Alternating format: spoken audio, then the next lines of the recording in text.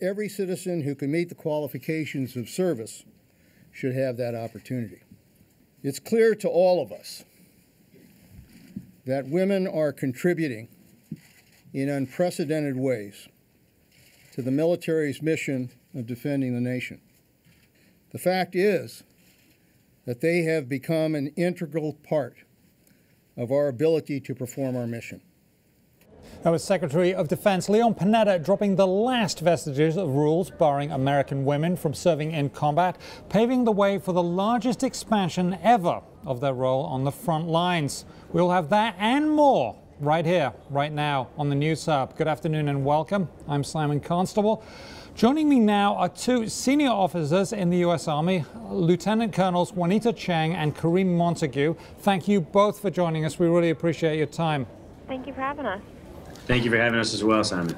Juanita, let me start with you. Are you excited by the prospect of a combat role? I'm excited about the new opportunities that this provides. Combat is nothing new for the women that are currently serving in the Army. I personally have served in combat both in Iraq and Afghanistan, and I'm training to deploy again next month for another year in Afghanistan in combat roles now. So, Juanita, explain to me the difference. You've been in combat, but it presumably wasn't a combat role. Explain the difference, because it's not obvious to those who haven't been in the military. Right. So women are serving side by side their male counterparts in combat now every day. They serve in roles such as medics, military police, engineers, things like that. They serve alongside their infantrymen or other counterparts, which are male. However, just those certain jobs, such as infantrymen, are closed to females. But women are still going out on the same patrols, and they're still driving the same roads, and they're still doing the same combat missions and in combat every day. Let me turn to Lieutenant Colonel Kareem Montague.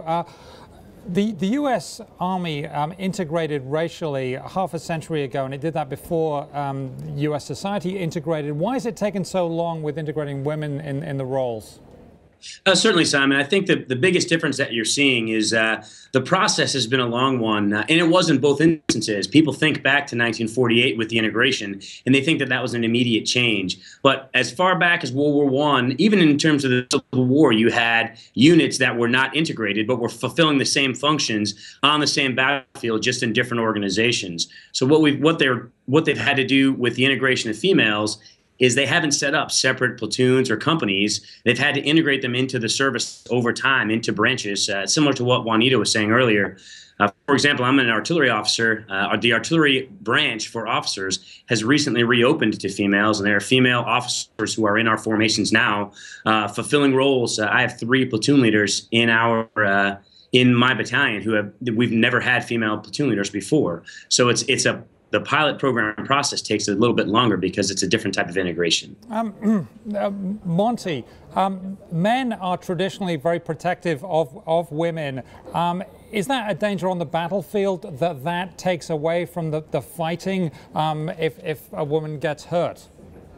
Simon, I don't think that it's a danger, because it's one of those truisms that men are very protective of women, but equally true is that soldiers are protective of their battle buddies. And no matter who that battle buddy is, whether it be male or female, you're looking out for each other, because at the base level, before you build to sections and squads and platoons and companies and battalions, it's that battle buddy team, and you look out for each other.